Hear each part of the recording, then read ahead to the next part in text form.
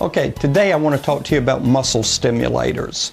First off, a misconception of a muscle stimulator and the way you see this presented most of the time. You'll see somebody laying down and they put some electrodes around their stomach and then they turn on a muscle stimulator and it starts pumping, and supposedly they're going to end up with a nice set of abs because this electricity is stimulating the muscles. Okay, that does not happen.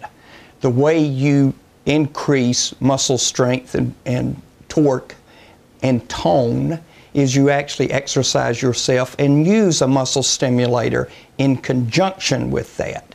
Now, if you're a situation where you're recovering from ACL surgery, if you were in a situation needing hip, knee, shoulder replacement, you would probably use high frequency interferential electrotherapy or the infrax type unit, because that's what you use for that type of application. What I want to do with you today is there's very few videos at all that are available on how do you use a muscle stimulator. And let me just give you a couple of things. If you try to stimulate a muscle and it goes boom, that probably didn't do you any good.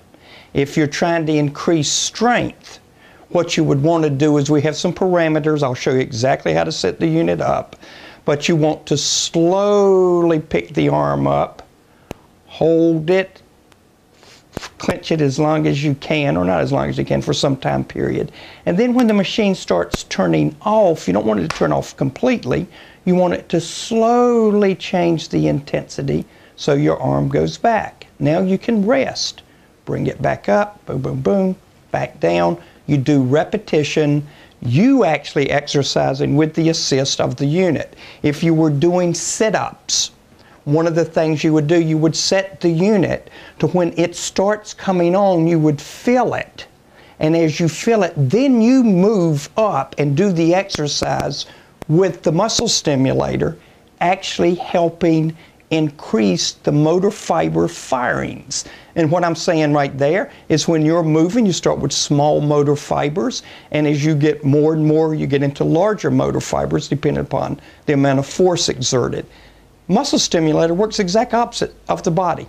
Instead of small fibers firing first, which is natural, with electrotherapy and muscle stimulation, it's the large fibers. But what does that mean? It simply means you can do less exercises because you're using more of the muscle to achieve your result. But that's basically how it works. But I'm going to walk you through this and let you see how I turn this muscle stimulator on, and I will explain to you as you see little lights how you set the machine up so that you can achieve the task you're after. Now, the other exception to this is if you had broken a leg or you were in a cast and your muscles are atrophying. In that situation, what we try to do is to retard the atrophy, and we try to maintain muscle tone. That's another application of using a muscle stimulator where you do not actively have to exercise, because in that state where you can't move, you're immobilized, what we're trying to do is just help you maintain tone until we can get you into an active exercise program. And if I did that, I would go with an infrax, high frequency interferential, rather than a muscle stimulator. But we have other videos about that. Let me show you right now how we get started with setting up a muscle stimulator to achieve what you're after. Okay, this is one of many muscle stimulators we have. This one is a digital that has a little screen that you can see what's going on. You can also just use a button one, and that's called an analog. Anytime you're doing muscle stimulation, you have to have a control panel, and that's what you see right here. Let me just pull the cover off so you can that. Now, my electrodes are connected to the cable, which is connected to my arm, so that you can actually see the muscle stimulation. We open the top, and here's our power control for channel 1, and if we had another cable in, it would be channel 2. I want to turn it on for you. You can see it's on here. When it first comes on, we're going to hit mode. This first thing would be ramp, and here's rate. Rate is nothing. Let's set our rate. Rate means how many times per second you want the machine to go off and on. I'm going to bring it down to just 4 times, and I'm going to set it. Our pulse width is once the machine comes on, how long does it stay on? And we're dealing in millionths of a second. And I'm going to go up to 300 because that's pretty high. All right, we've set that. After we've done that, then we go over here and it says, what do we want for ramp time? When the machine comes on, we don't want it to come up very quickly. We want it to come up slowly. That's ramp time. So let me get it back. It's monitoring through. There's ramp. I'm going to set ramp. You'll see it starts. And I'm going to have it 6 seconds to come up. I'm going to set it. Okay, then it says, how long do you want the machine to stay on? And I want to have it stay on for 15 seconds. I'm going to set it. And then how long do you want to rest? Well, that's fine. Let's stay with 15. All right, we see our rate. We're all set up. Now what I'm going to do is turn the machine off because we've got our parameters set. I'm put my cover back on it.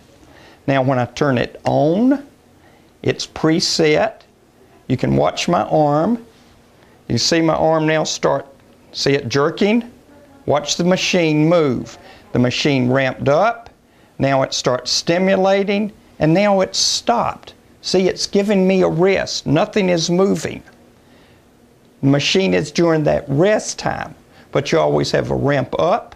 You keep it on for some time period, and you then have it ramp down so that the patient or you can rest. Here it comes again. And that's where you will have it on. Now, if I were to increase my rate, so it wouldn't pulse, but it would just form a, if I increased it to say 30, it would go and hold it there. And then it would let it down like that. Rest, you're tetanizing the muscle, let it rest. That's the principle behind any muscle stimulator. Now, as I told you, there are different parameters you use. One of the parameters is when you first start off and somebody's been hurting or they haven't been able to move, they can't take as long an on time. They can't have you stimulate the muscles for long periods of time because they haven't been using their muscles. So they fatigue out very quickly. So we would probably set it up to have maybe a 10-second on time, but we might have the patient or you go through this procedure 4 times a day, but it's only a 20-minute stimulation. Now, what eventually happens is you regain strength, you're better conditioned, and then you can keep your on time rather than 10 seconds, take it to 50 seconds. But that's an indicator that you're regaining muscle strength and definition, and that's one of the ways you actually use a muscle stimulator. But again, I hope this helped you. This is just to give you an idea. We will at MedFacts work through these with you, but you will actually learn how to use different machines. And then our electrodes on these two are designed, if you were stimulating your quads now, we would use much larger electrodes. Another minor point that people forget about, if you were trying to stimulate the quads, some people want to put an electrode here, and stimulate across there to make the quads. Well, that's not the best placement because electricity's only hitting part of the quad muscles. You would put an electrode here, larger, and you stimulate the entire area for more torque, more force. Anyway, I hope this helps you. Thanks for watching.